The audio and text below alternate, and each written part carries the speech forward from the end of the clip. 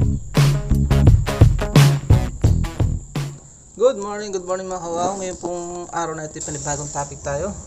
At sa topic na ito ay wini-welcome ko po ang malayang talakayan ng inyong komento, opinion ay napakahalaga para matutunan ng ating mga kababayan ano ba ang tamang desisyon. Kung ikay nalilito sa pagdedesisyon sa bibilhing motorsiklo, nawa ang video ito ay makapag-guide para sa iyo. Ano ba ang maganda? Disc brake versus brake drum. Pag sinabi pong disc brake, ay ito po ay gumagamit ng disc sa pagpigil ng pagtakbo. Yan o. Unahin ko siguro itong ano bang gusto niyo? Anong maganda? Unahin natin ang brake drum para tayo. Dito kasi tayo sa advance. Ito yung latest kong motorsiklo, ang XRM 125 FI motored.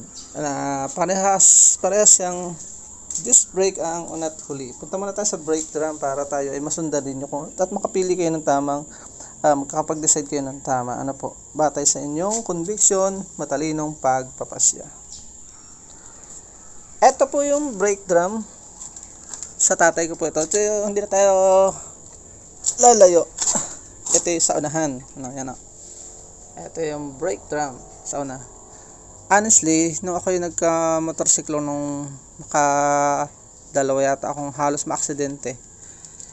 Dito sa brake drum sa una, hindi ako naglalagay. Parang design ko lang siya pagka magre-rentalty o ganun.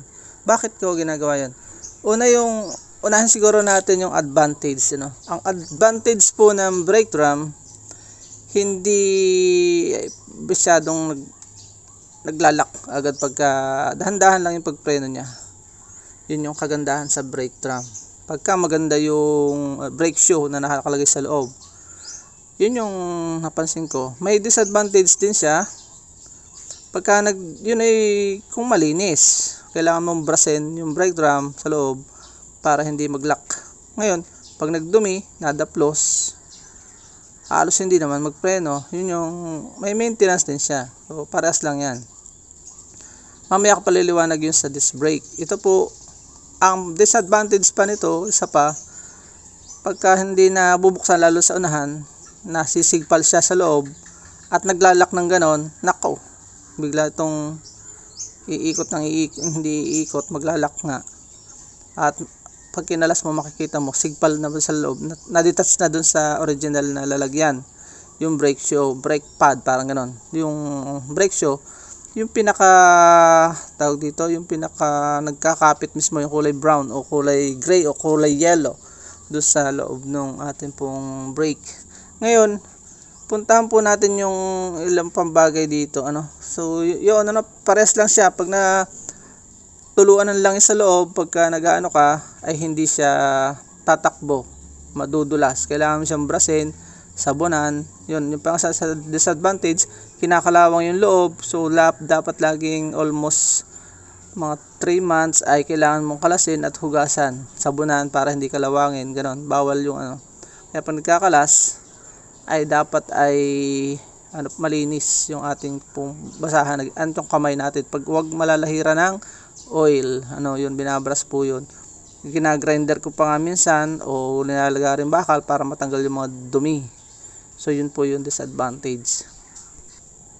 Eto naman yung sa huli, isa pa sa disadvantage po niyan, pagka yung nabili mo yung mahinang klase, mga fake products, ay natatanggal nga, nasisigpal, pwede kang maaksidente. Yun po yung pangit dyan sa brake shoe, sa ganitong klase ng brake drum.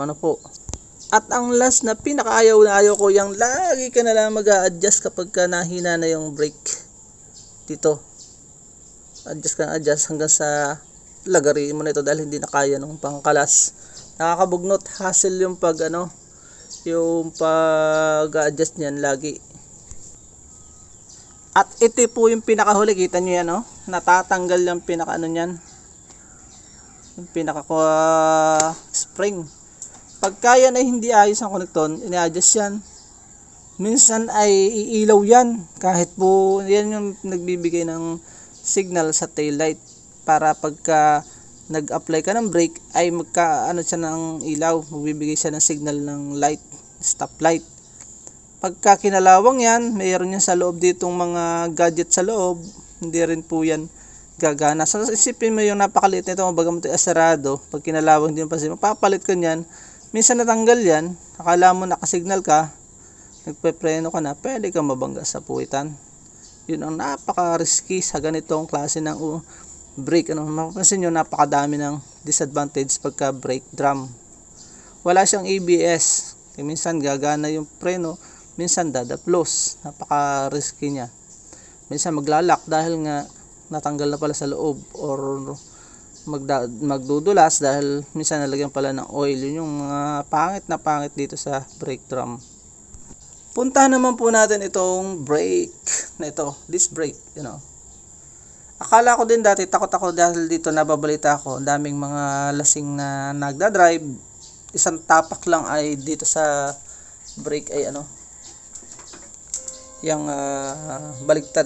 Yung pala, noon, yun yung mga unang design. Ngayon po ay nag-improve. Dito tayo sa punta sa unahan. Tingnan nyo. Disc brake siya o not huli. Nagbibigay siya ng signal. Wala na siyang wire-wire.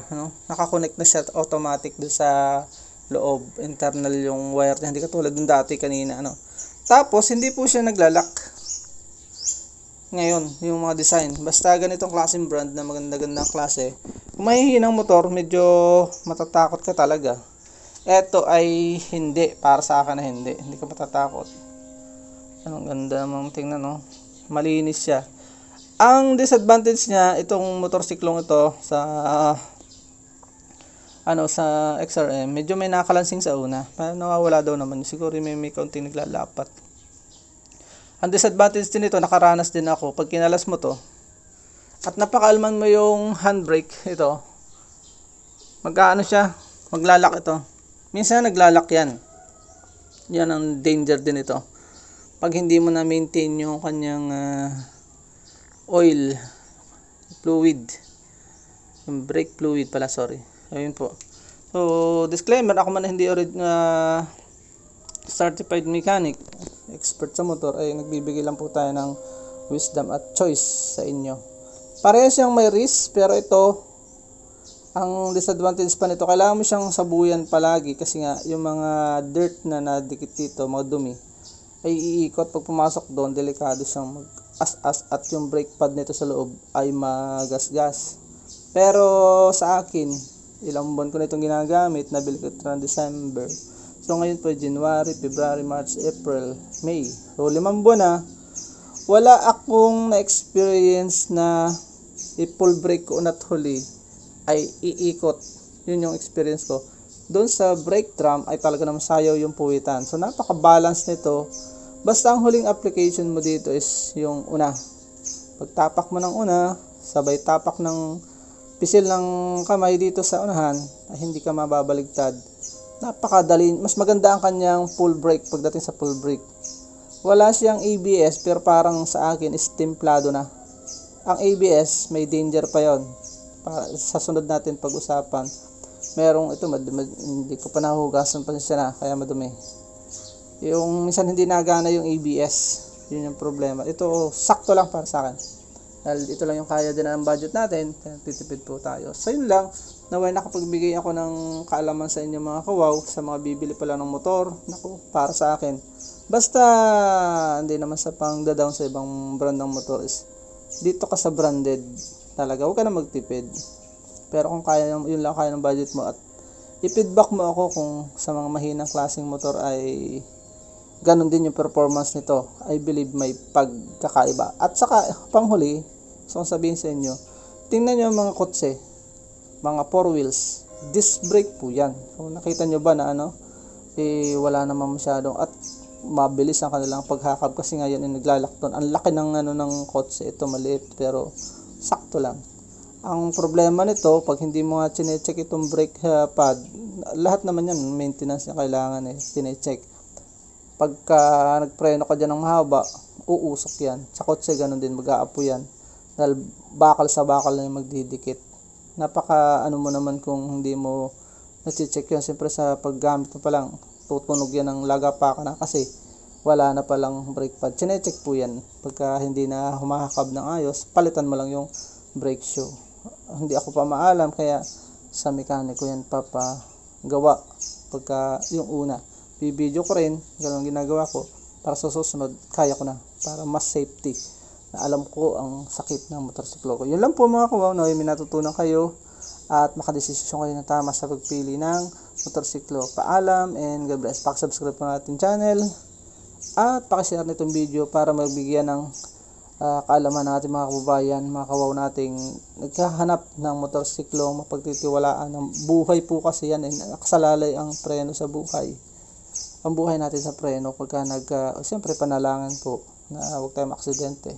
Pero ikasunod na doon itong preno. Kapag ka-aksidente, aksidente talaga yon, given na yun. Pero pag mga minor na asong tatawid na kaya pa naman ng preno, ito yung gagamitin ng Diyos para makapagligtas sa atin. Maraming salamat, paalam, and God bless. Ingat-ingat mga kawaw sa pagbabiyahe.